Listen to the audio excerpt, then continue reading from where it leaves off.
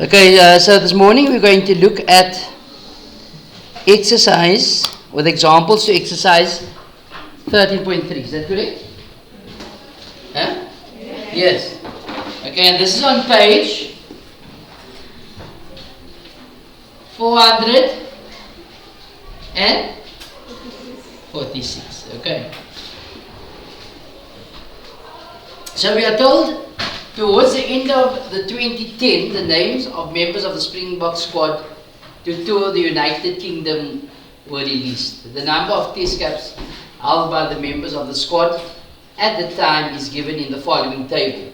The greatest number of test caps is that of Victor Matfield, the captain. Okay. So the first question says, give the median of this set of data. So what is the median? What is the median? The median is the middle number, yes, of sorted data. Not so. The median is the middle number of sorted data, yes. So is this data sorted? Yes. It's written in which order? Ascending. Ascending means what? Smallest to biggest. So this data is already sorted for us. Okay? How many plays are there? 2, 4, 6, 8, 10, 12, 14, 16, 18, 20, 22, 24, 26, 28, 30. There are 30 members or players. Okay? So, how many players are there in the middle? There's going to be 2 numbers in the middle. Not so. Why? Because that's even. So the 2 numbers in the middle is going to be 17 and 20. So how do I get the median if there are 2 numbers in the middle? You say 17 plus 20 divided by 2, which gives us 18,5. So that is my median value. That's the value in the middle. You all agree with that? Then in B, question B says, determine the lower and upper quartile. The lower and the upper quartile. What is the lower quartile? Is the median of the lower set of the data. Not so. Whilst the upper quartile is the median of the upper set of data. Another word for lower quartile is what? Q1, yes. Another word for lower quartile? Besides Q1, yes? The 25th percentile. So it can be called the lower quartile, the 25th percentile, or quartile 1. Whereas the upper quartile is going to be the 75th percentile or quartile 3. It's all the same thing. You all understand that? Okay. So if there are an even amount of numbers, what we do is that 17 forms then part of your lower set of data, while the 20 then form part of your upper set of the data. If there was an odd amount of numbers, say there was 2, 5, 7, 9, and 11. There are odd amount of numbers. Then what do? I cross the middle number out. Then I find the median. In that case. Can you see that, people? But however, if it's even, if it's an even amount of numbers, then what do is I add the 2 numbers in the middle, divided by 2. Then the 7 form part of the bottom set of the data, whilst the 9 form part of the top set of the data. So if it's even and there's 2 numbers in the middle, we tend to divide it in such a way that the 1 number forms part of the bottom set, in this case 17, and the upper set, the 20, belongs to. You guys understand it? Alright. So let's just take this off. So the question again is determine the lower and upper quartiles. So how many values are here? 1, 2, 3, 4. Yeah? 15 values. What's 15 divided by 2? 7.5, which makes the 8th number the middle number. Not so. So you go 1, 2, 3, 4, 5, 6, 7, 8, 2. 1, 2, 3, 4, 5, 6, 7, 8. 2 is in the middle. Can you see that, people? Otherwise, you can play little games with ourselves and we find the middle value. We say, one number in the middle. You see that, people? And this is your Q1 is 2. Then, for your opposite of data, of course, it's going to be 15 values again. 15 divided by 2 is 7.5, which makes it the 8th number again. So it gives you 43. So quartile 3 is 43. Okay, any confusion? Any confusion, people? In C, give the interquartile range. How do I calculate the interquartile range? It's going to be Q3 is minus Q1. So the interquartile range is going to be Q3 minus Q1. What's the value of Q3? Sorry, 43 years. So it's 43 minus 2. And what's 43 minus 2?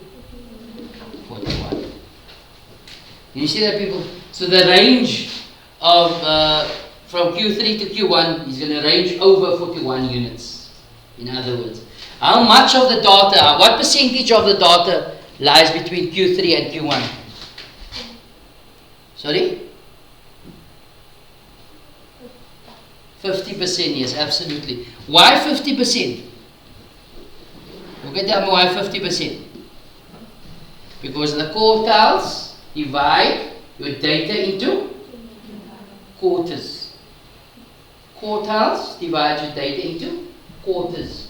So if for your minimum value, your maximum value, this is quartile 2, quartile 1, quartile 3. Each part there represents 25% of the data. Can you see that? Each value there represents 25%. And my question to you was, how much of the data lies between quartile 1 and quartile 3? It's 50% of the data. You guys understand? What if the question was to determine the semi-interquartile range? What does semi mean? Half.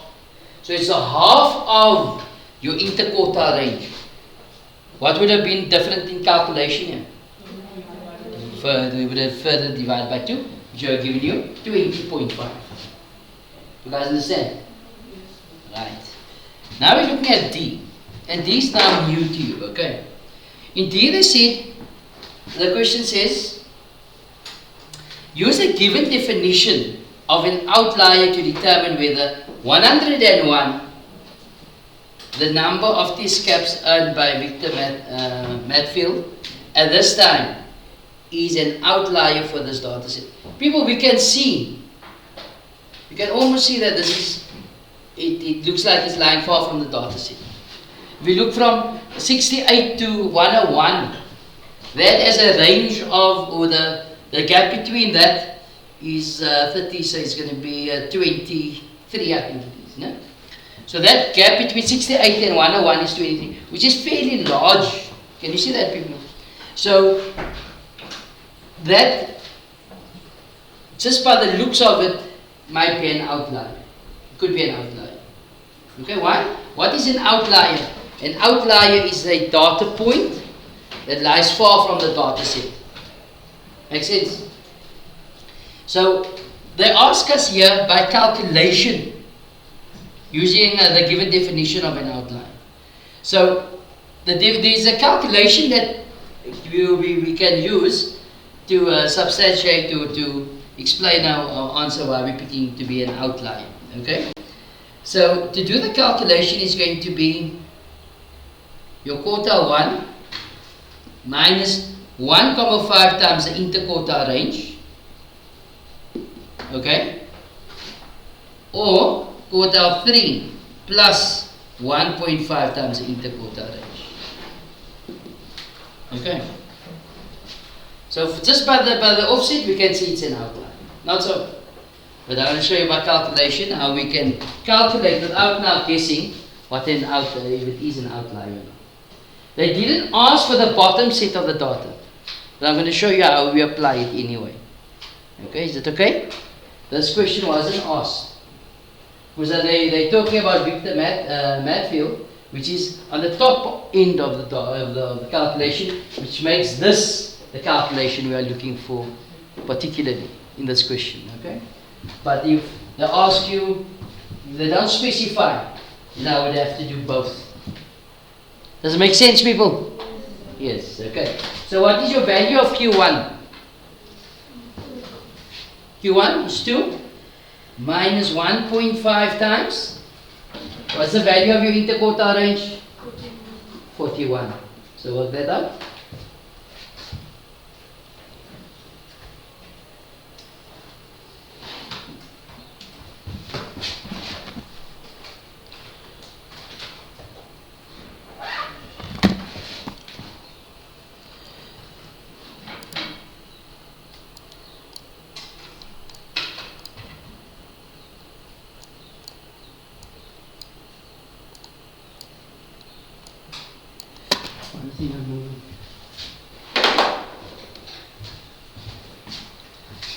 So it's going to be 2 minus 1.5 times 41.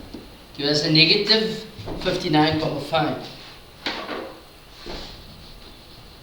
Of course it can't be negative because we can't have somebody that has negative amount of caps for the national team. Not so. However, so this is it's not going to work for us. However, on this side, Q3, what's the value for Q3? It's going to be 43 plus 1.5 times the interquartile range, which is 41. You pull out our calculator again. You put a plus there. Gives us 63, not 2. It's 43. So it's going to be 104.5. Okay? So it's 104.5. So is Victor Matfield an outlier to this data set? Is he an outlier according to the calculation? No, he's actually not. Why? Because he's still within the range.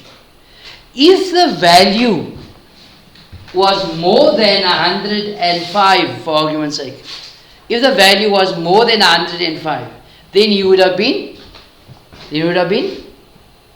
outside this value, outside the range in which we calculate the outliers. Although it's very, very close, and that's why when we looked at this data here initially, it might look like this was an outlier to us. Not so. But by definition, by calculation, we can see that it was actually not an outlier. Does it make sense? Okay. Let's see what their answer is, or the explanation was. So our median was 18.5, is that correct? Yes, the lower value and the upper value was 2 and 43.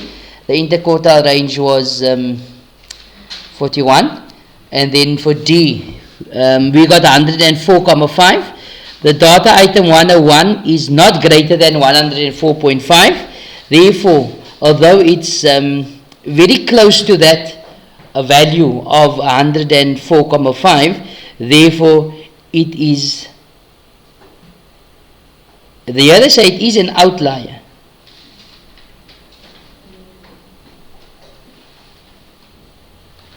Or they say, although it's very close to 101, 101 is very close to 104.5, but it's still not an outlier. Why? It had to be a value greater than 104.5. Right, so let's look at example 2.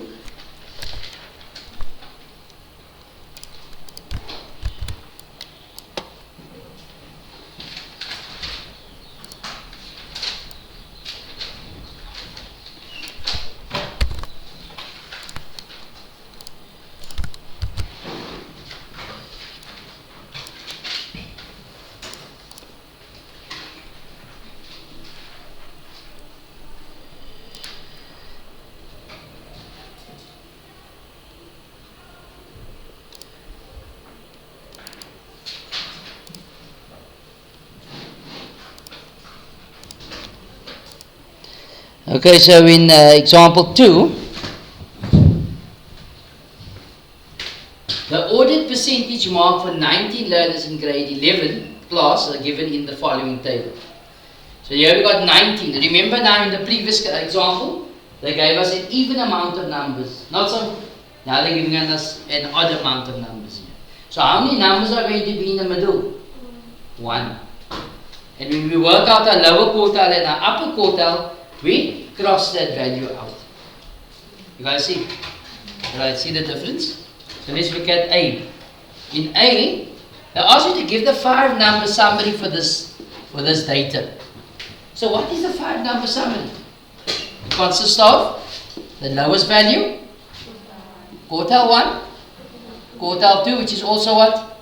Your median, quartile 3, and the highest value or the maximum value. Not so? So what's the value of the lowest value? Okay, the data, as you can see, is in order. And what order do we say this is? Ascending order. So what is the lowest value here? 7. What's the highest value? 81.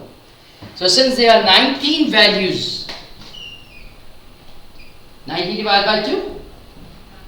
9.5. So it's going to be the 10th number. We count 1, 2, 3, 4, 5, 6, 7, 8, 9, 10. 1, 2, 3, 4, 5, 6, 7, 8, 9, 10. Yes. So the quartile 2 is going to be 71. Okay, you all agree with that?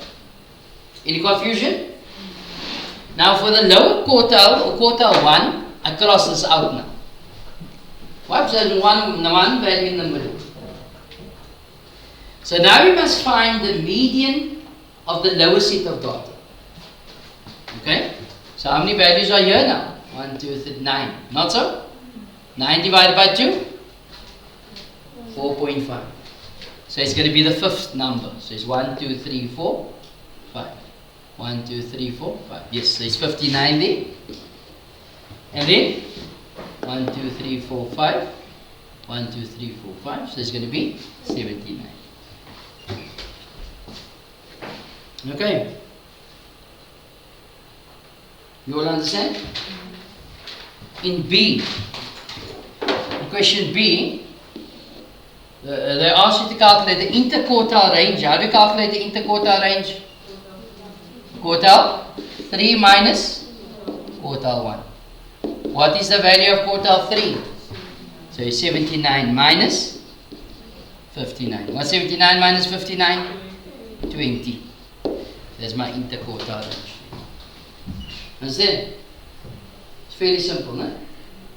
Then in C, they ask you to identify the outliers, if any. So how do you calculate the outliers?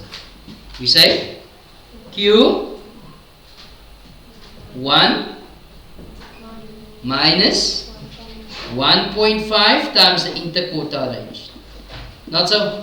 So you work out that value for me.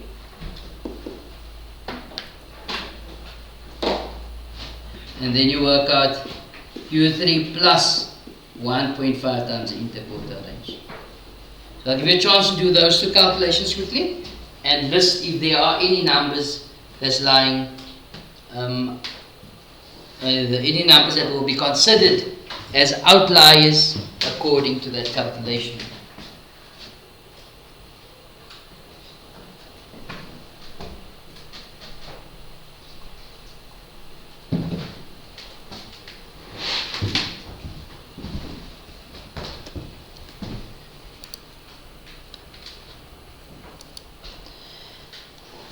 Okay. So by the calculation, your Q1 would be 59 minus 1.5 times 20. To give you an answer of? Sorry? 21. 29. So which means to say any value less than 29 is an outlier.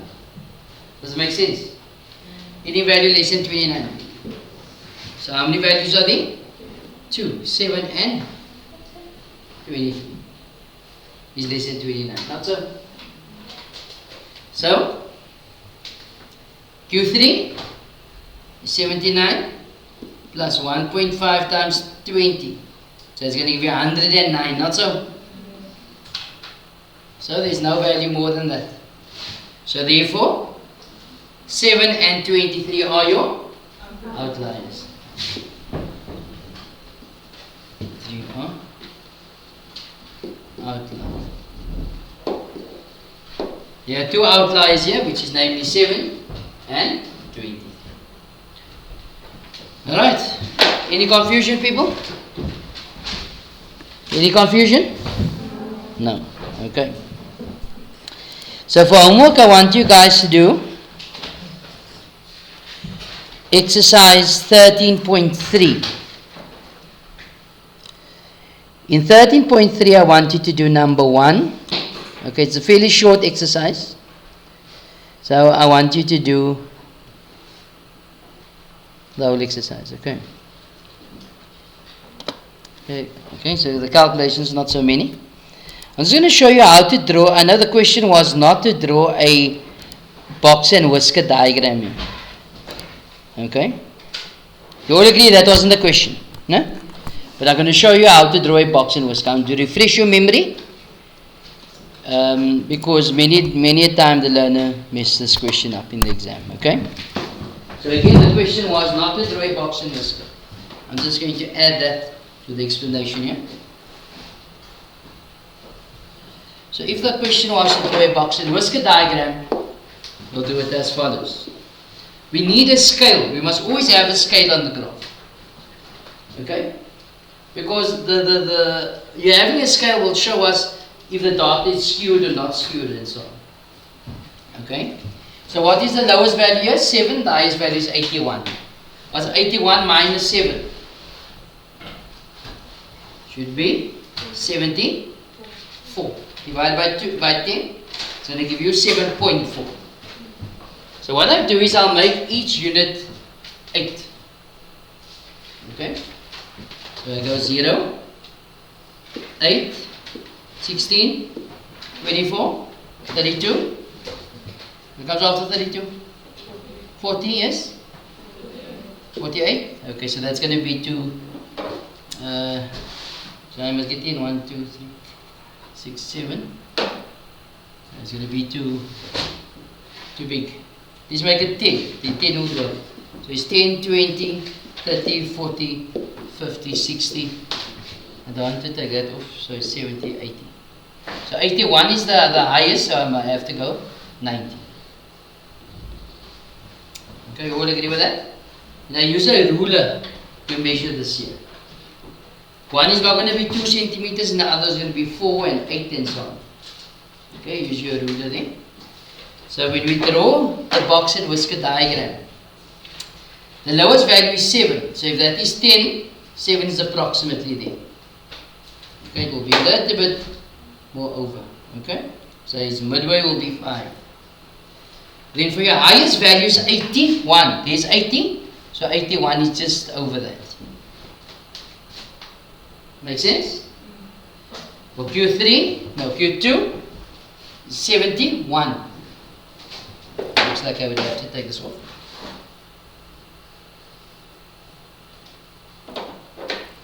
So Q3, say Q2 is 71. So there's 70, so 71 is approximately there. Q3 is 79, which is just less than 80. Okay? Can you see that? That is spreading only over 2 units. Can you see that? It was 81 and 79. It's fairly close to each other there. And how much percent of the data is still between that? Still 25%. Can you see that? And then we see that is 79. Q1 is 59, it's just less than 60. 1 less than 60. There is 59. So we draw our box. These are whiskers. Can you see that? So do you see the effect that the outlier has on the graph, on the box and whisker diagram? Can you see how far apart this is? And that's the effect the outlier has on the box and whisker diagram. Does it make sense? Right.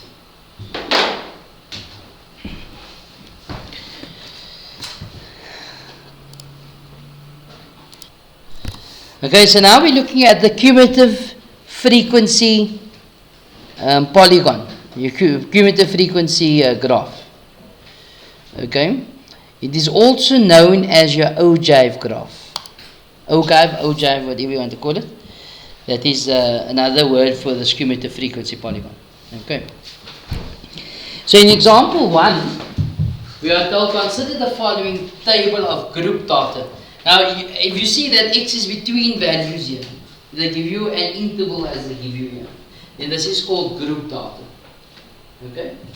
Continuous data. In this case will be, it also depends on what the data actually represents. Okay? So we got group data. The data that we've dealt with prior to this is either ungrouped data or raw data. Okay, which is specific values. Alright. So we are told in example 1, consider the following table of group data representing the distribution of promotion marks of Mrs. Smith's maths class at the end of the grade 11 year. The first question says draw an ogive to represent the given data. Ogive graph, another word for that is your cumulative frequency graph or cumulative frequency polygon. It all means the same thing. In the exam, you will see the question would say draw an ogive graph. In brackets, you will have your cumulative frequency polygon. Okay, they always put that in brackets. The learners sometimes aren't exposed to the word ogive, but they just put it there to make sure that you know what you're doing. Okay.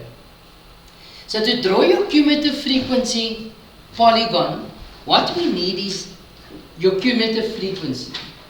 We need that. Okay? So what I want you guys to do is to draw this table quickly in your books, and then we're going to complete the table. Okay, so do that quickly.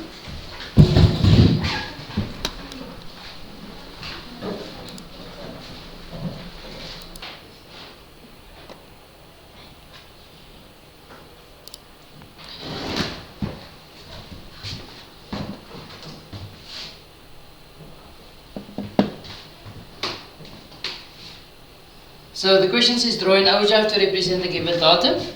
As I said, we need a cumulative frequency column. We need those values. Okay. So when you put those values in the complete the table, I'm going to transfer 4 over. Okay. So at the end of the first interval, I've considered 4 people. Not so. So now what is 4 plus 11? 15. And that answer is now 50. You see that, people? So now you complete that column for me quickly.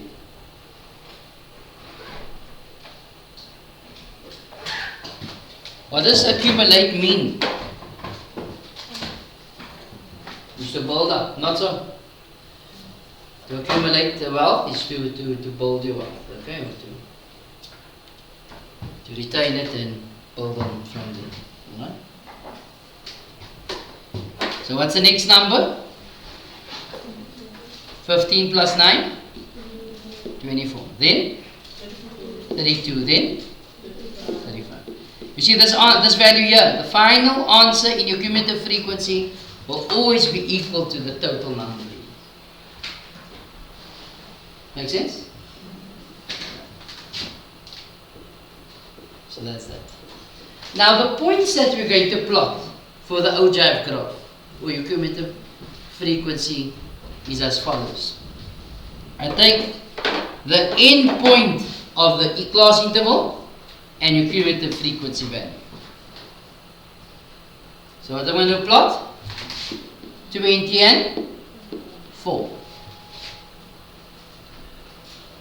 The second point I'm going to plot? Sorry? 40 and 15. And so on. Not so. So complete that column for me.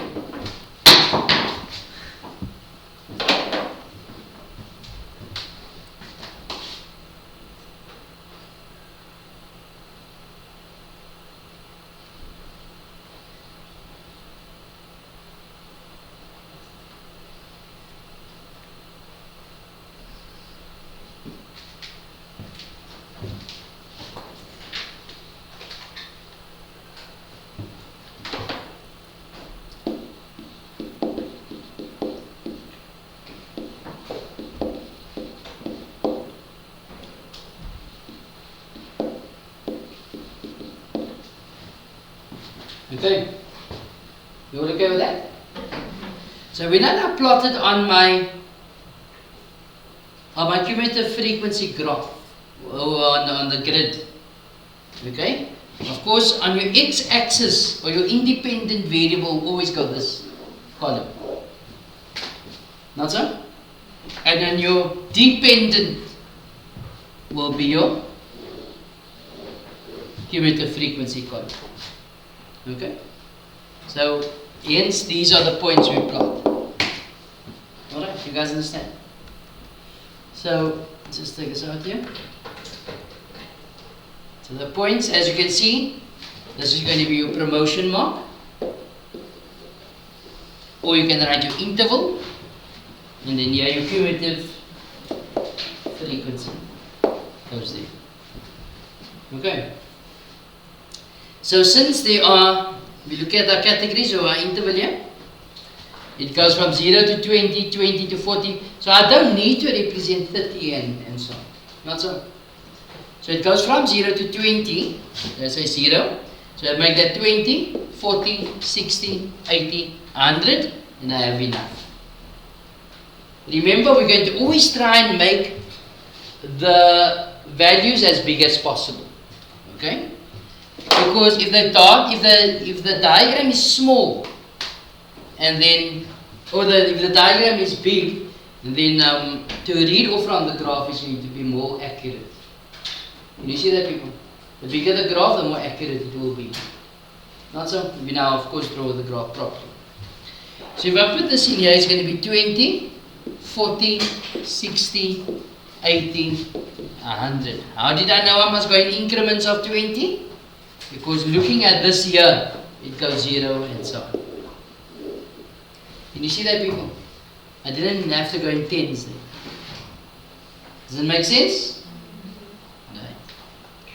Now, your maximum value or your total is 35. Not so? So I could have made this 35 divided by, I think I got 10 here, 35 divided by 10 is going to give you 3.5. So I think I can go in threes. So it's 3, 6, 9, 12, 15, 18, 21, 24, 27, 30, 33. So it's going to just be short. So I don't want to be short. Can you see that? So what do I go? Rather in fours. 4, 8, 12, 16, 20, 24, 28, 32, 36. I think the highest was 35. Not so? Right. Is there any confusion at this point? I'm moving too slow for you guys. I see some of you are tired already of this lesson. Now the term. No? Yes, today is the first day of the term. You all with me? Right. So when I plot, let's plot quickly. The first coordinate is what? 20 and 4. So I got 20 and 4 there. The next one is 40 and 15. So it's 14. It's just less than 16. It's 15.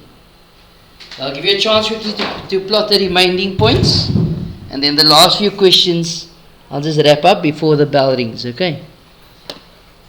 There was no Afrikaans teacher across for me this term, no?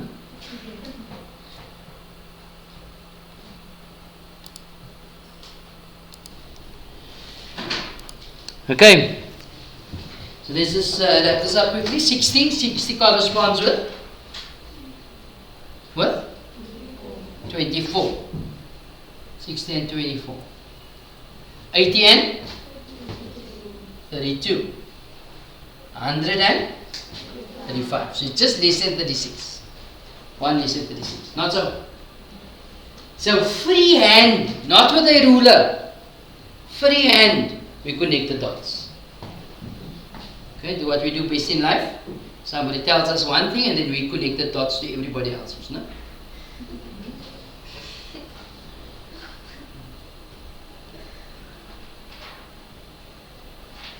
Freehand, not with a ruler. So it should look something like this. Okay. You will agree with that? Now if you look at the starting point of this graph, remember for plotting these points, we took the end point of the class and the cumulative frequency. End point of the class, cumulative frequency. Okay. Not the midpoint, not the starting point, always the end point. Okay. You see here, what value is this? 0. Okay? You okay, Michael? Look here. You see there's 0 there. So what we do is, from this point, we connect that to 0.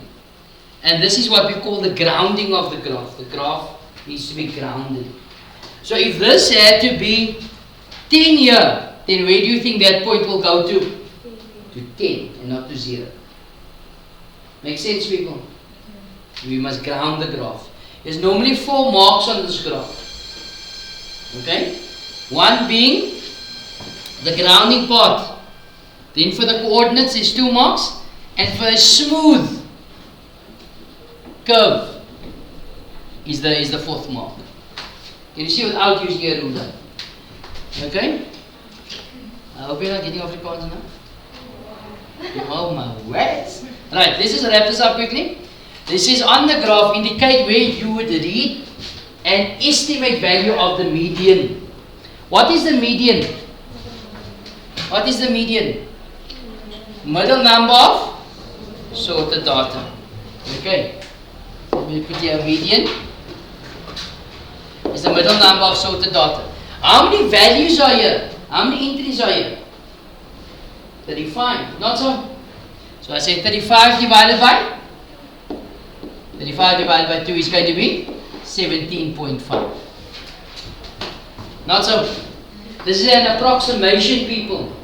So what I do is I take my ruler and I go to 17.5. Is that 16, 17, 18, 19, 20? So on the mark. 17.5 is approximately here in the middle there. And I take my ruler and I go across. And I turn my ruler down. And that is where I will read my median. And my median value here is going to be, say, 43. Does it make sense? Do you all understand? Then they want to know the lower quartile and the upper quartile. So it's Q1. Q1, remember, is a quarter of the data, not so. So it's going to be 35 multiplied by 1 over 4. Just work that out, somebody, quickly. Give me a minute. 1 minute. Can somebody work that out quickly? Sorry? 8,75. So that's very close to 9. So there's 8, 9, 10, 11, 12. No? This is 8, 9. It's just less than 9. Again with the ruler. And I turn the ruler there. It comes very close to 30 there. Let's call it 29. Now if you guys do it, you might be out a bit. Or I'm out a bit. Because everybody's graph is a bit different. Not so. But your value, as long as you got the value close to this, or if you look at your graph, we will see that, okay, you understand where you're going. You understand, people? And the last one, Q3, is going to give you 35 times 3 over 4. Work that out. 35 times 3 over 4.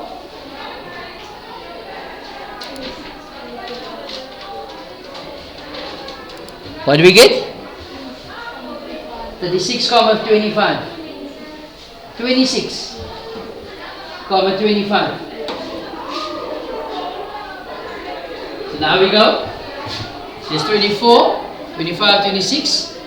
It's very close to that value. Again, it's approximation. I turn my ruler down. That gives me about 62. So that is your Q1 and this is your Q2, 3. So approximately 62. Will you guys understand? For homework, let's give you some homework quickly.